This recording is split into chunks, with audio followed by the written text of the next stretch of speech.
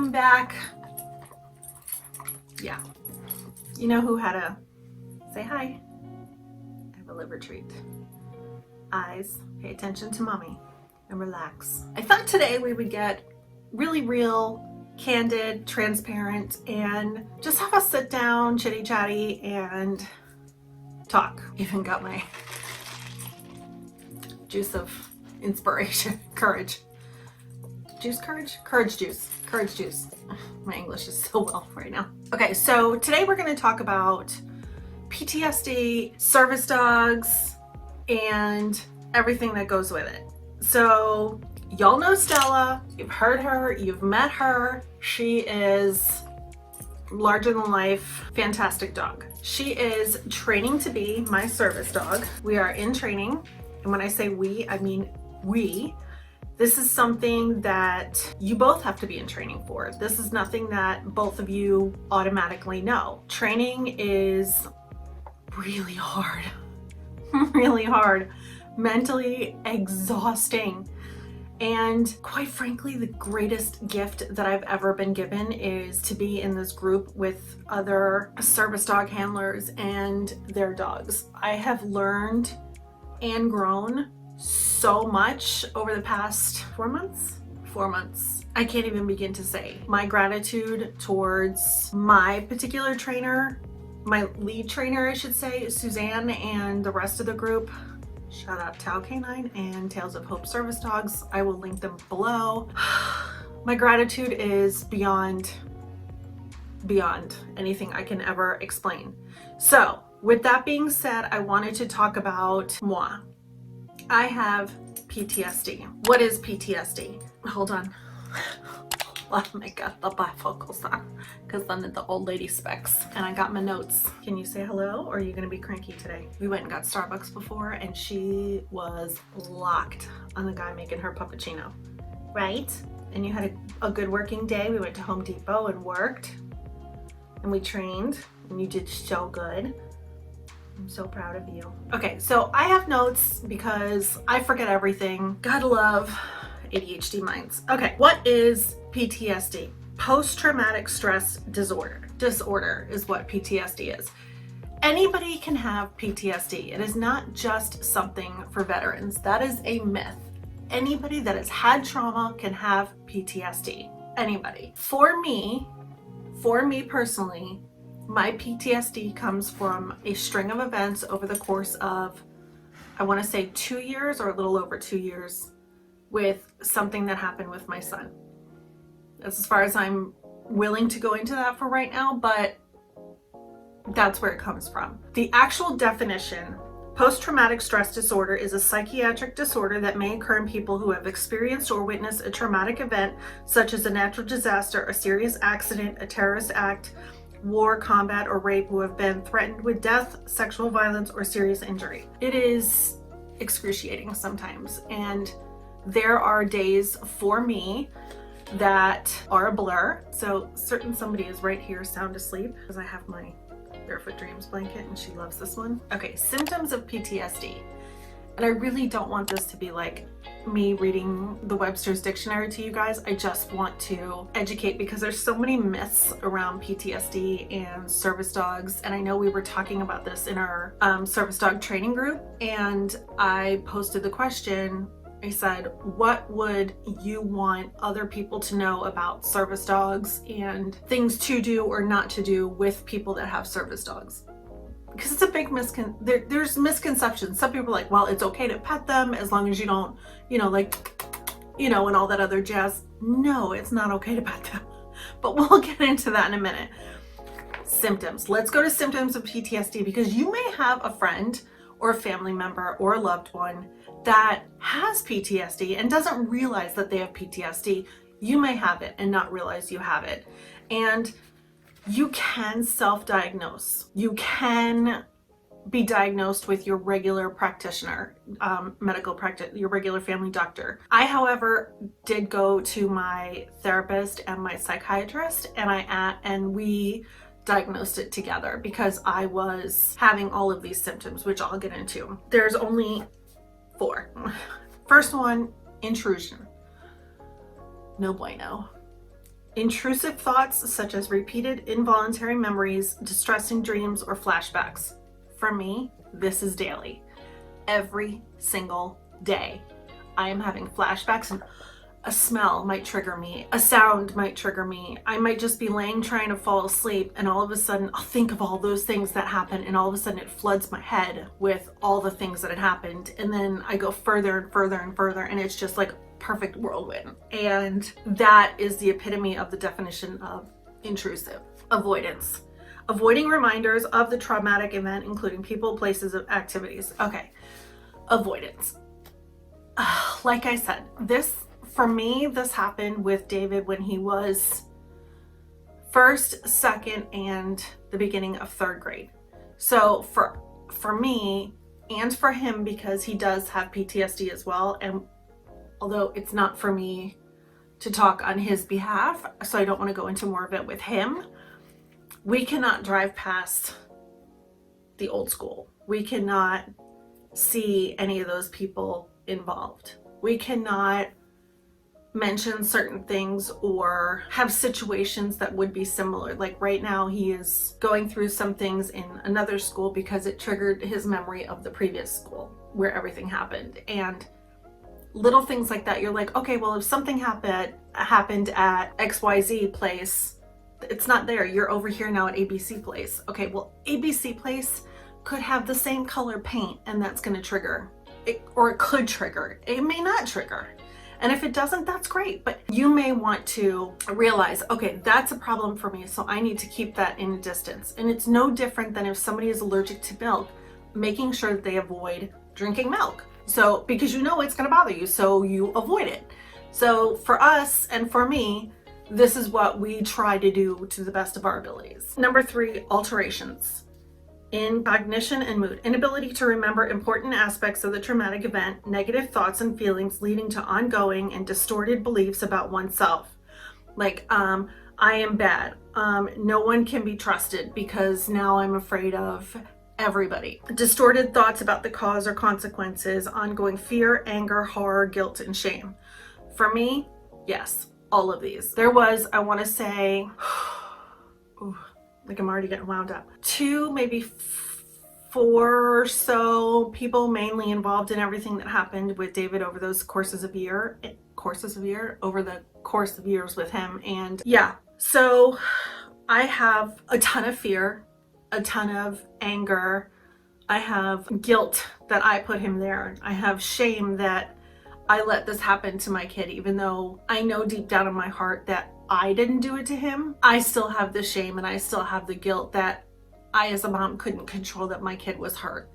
And that keeps the momentum going with the PTSD. And that is something that we are really working on right now with me, is breaking that limiting belief that it is my fault and that I wasn't a good mom because I let this happen. And that's a hard one for us parents. That's a really, really hard one. Really hard one. The way I describe it to people that don't have kids, like, because it's hard to understand sometimes, like, let's say you have a dog and you bring your dog to doggy daycare and the dog gets attacked by another dog. Is that your fault because you brought them to doggy daycare? No.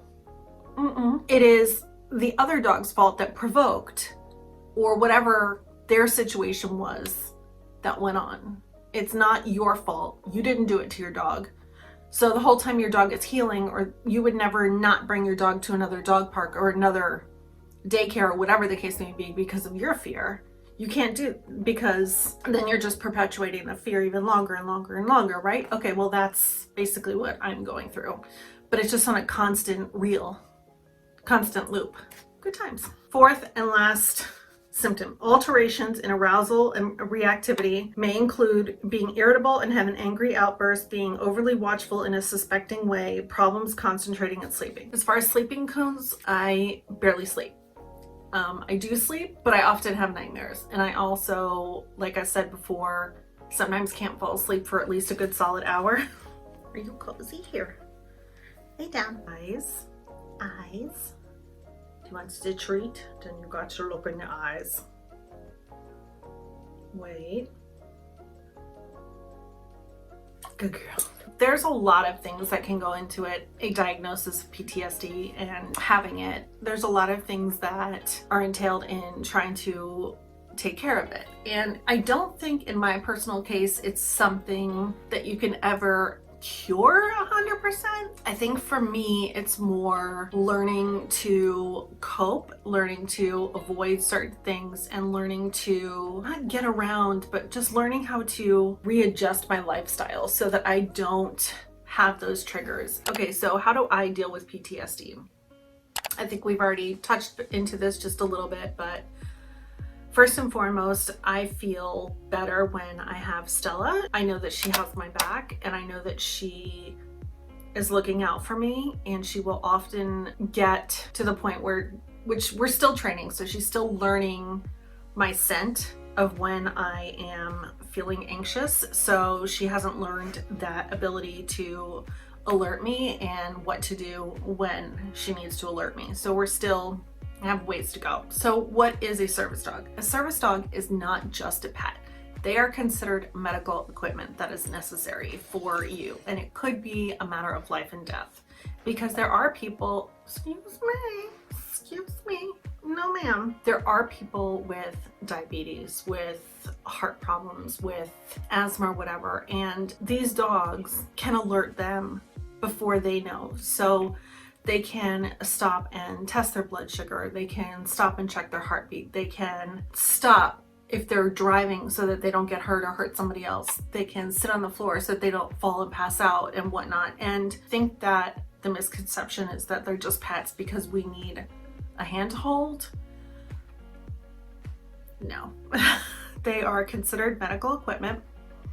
And that is why they are given 100% free access to, 100% unobscured access, I should say, to everywhere and anywhere. If you have a service dog, or if there is a service dog coming, you are not allowed to obstruct them from coming into a restaurant, a medical building, a school, anywhere, because they are medical equipment for that person, their handler. Some of the things that Stella does for me on a daily basis is, like I said, we are still learning together on, for me, how to help her know when I'm coming into a panic attack or getting nervous so that she can alert me, and how I want her to alert me so that I'm comfortable with that. She also helps me get out of situations that I'm uncomfortable in, and sometimes there's stores that I'm uncomfortable in. Maybe there's a restaurant that's just giving me bad energy and I'm just feeling really closed in or tight, or if it's maybe too big and too fast, that might make me uncomfortable as well. So I will use her to walk outside and she will alert me. For example, I went out to a patio restaurant with some friends a few weeks ago, and she would not sit still at all. She would not sit still, she wouldn't lay down, she wouldn't chill, but I already had nervous energy walking in there. And she didn't know how to alert me because, like I said, we haven't dealt with that. We haven't gotten to that part yet, but she just could not sit still. So I used that as a signal, and I got up and I walked outside with her. We walked around the parking lot twice, and then I came back in, and I was still pretty wound up, but I felt better that I had her as an excuse to get up and walk around, which I know it sounds silly, but for me, it really helps. And it's just one of those things. Sometimes when I get overworked or really stressed out and really anxious, I will get a little on the lightheaded side, or not so much dizzy, but just lightheaded and just feeling a little weak. So I will use her to brace on that I don't fall, or if I need help getting up, then I will brace a little bit on her back and she will steady her legs so that I can get up. She helps me find the exit, which we're still learning. So I'll say out, out, and every time that we go out and outdoor. So if we're walking someplace, let's say hypothetically, I don't know, Target. When we go to the door to go into Target, I'll say out, out, and then I'll take her to sniff the door so that she knows the doors that open and close, and I will give her a treat when she sniffs it, and I will say out, good, out. And then we will walk through the store, and if I'm getting overwhelmed or whatever and I just need to get out, and I'll be like out, out, out, or out, Stella, out, and then we go to the door and she knows which way to take me. And it's not like she's dragging me through the store, she's just kind of guiding me in which way to go. So there are different tasks for every person based on that person's needs and what they need for their dogs. Stella, Stella, up. Hey, come here. Come here, up, sit. Good girl. Oh, you just want to lay down. Come here, come here. Come, nope. Eyes. We practice looking in each other's eyes, and that's to make contact. That's also to make connection. And so she always knows to be looking at me for guidance and which way I want her to go. The nose lead right now is just for, like I said, because we are still in training, and it helps me kind of, if I want her to look this way or if I want her to turn her body this way, then I can do that. And it gives me a little bit more control than just carrying on the regular leash attached to her collar. She has been an absolutely remarkable dog so far, and we have had our ups and downs. We had a really difficult day yesterday at training. Not gonna lie, I had a full-blown panic attack and cried my eyes out and needed a helping hand of a lot of people. Don't remember driving home, although I did come home with a Starbucks. What can I say? But today we had a great day at a smaller group training out at Home Depot and whatnot. She did remarkably well, and it's a journey. We are a team and we are growing stronger every day. It's an ongoing effort on both of our parts. She's gonna continue to learn and I'm gonna continue to learn, and then we're gonna continue, right, our journey together. With this. Eyes. Stella, eyes. Up here. Good eyes. Good girl. Who's a good girl? Good girl. Good eyes. See, and she knows that the treat's in my hands, but yet she's still looking at my eyes, which is a really good thing. Good eyes. Good girl. Good girl. Come here. Come here. Come to mommy. Down. This is another thing that she does for me, and although you can't see it, she is laying across my lap, and that is called deep pressure therapy. And it's the same concept as wearing a weighted blanket, and it's just the pressure will sometimes help with the anxiety and whatnot. Okay, so let's talk about what not to do if you come across a service dog. Please do not try to make eye contact with that dog. The dog is working. They are working. And if you make eye contact, that means that they're taking focus away from their handler, and they could miss something that could be life-threatening or hurting their handler. So please, no eye contact. Oh, excuse you with the burpees, Miss Thing. Okay, what else not to do when you come across a service dog? Please don't make kissy. Oh, what a cute doggy. And try to go up and pet and all that kind of other stuff. Please don't do that. No. Like I said, they are working. So when you are doing that, you are distracting the dog. And I would definitely teach your children, if you have younger kids, to not just walk up to a service dog or a therapy dog and automatically pet. You can ask the handler, say, may I pet your dog? And if the handler says no, then you have to respect that, and I would let it be, because that handler could be very specific with their dog's needs. It could be just they're not comfortable with it, and that's okay. That's okay. It's like somebody coming up to your baby and saying, oh, can I pet your baby? Like, can I touch her and kiss her on their face? Like, some people just aren't comfortable with it, and that's okay. Yeah, and I think that's it. So I am going to include some pictures of Stella and I working.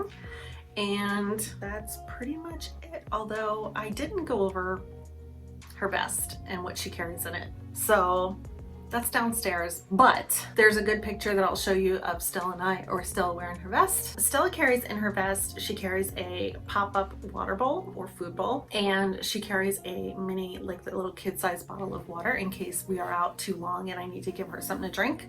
She carries her own doggy poopy bags. And there's also a little thing of baby wipes in there, just in case, because you just never know.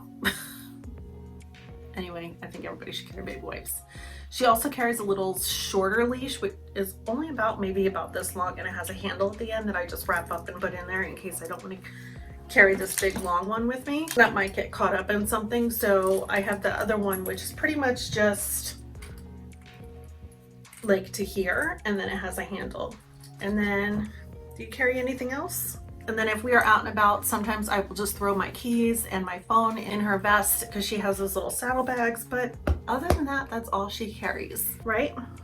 Because you're a good girl, you got your own stuff. Too bad Louis Vuitton doesn't make you set your own saddlebags, right? We are also going to train her. I'm gonna train her on how to carry bags, like shopping bags in her mouth, and I will teach her how to get my medicine if that I need it. She will also be carrying that in her saddlebag for emergencies. Hey, no ma'am. Good girls don't do that. No. Dobermans are a very, very smart breed. They are lots of work. I had no idea how much work she was going to be when I got her. I love her to bits and will continue to work with her forever because she is just amazing. Any dog can be a service dog. It's just if they are interested in doing the work and if you are interested in training them. You don't have to have them professionally trained, but they do have to be trained to do some sort of tasks and what they do for you in order to be a service dog as opposed to a therapy dog. And that's the difference. And they also have to be good out in public and not be brats. And you gotta always pay attention to mommy, not everybody else, right? But we're learning that it's okay. She's the goofiest dog. So sweet. So yeah, if you have any questions on PTSD, on service dogs, or just my princess in general, let me know. I am here for all of your questions. All of them. I will link below who does all of Stella's training. I will also link below her Stop. I know. She's had this harness now for no joke, like 4 months, and she still is trying to rub to get it off. No ma'am. I will link her breeder as well, and her breeder also has a ton of information on her blog about Dobermans if you'd like to read up on them, or if you just want to read up on service dogs, I'll be happy to help and guide you in other places. But yeah, that's it. I'm going to include some footage of her working. I'm so proud of her. And thank you so much for hanging out with us. I'm so appreciative. I love, love, love this channel and all the community that we've created here. You guys are amazing. Thank you so much. Can you say goodbye? Come here. Come here. Stella, come. Come here. Say goodbye. Look. Look. Look. Come here. Stella, come. Look. Look. Say, come here. Say goodbye. Say goodbye.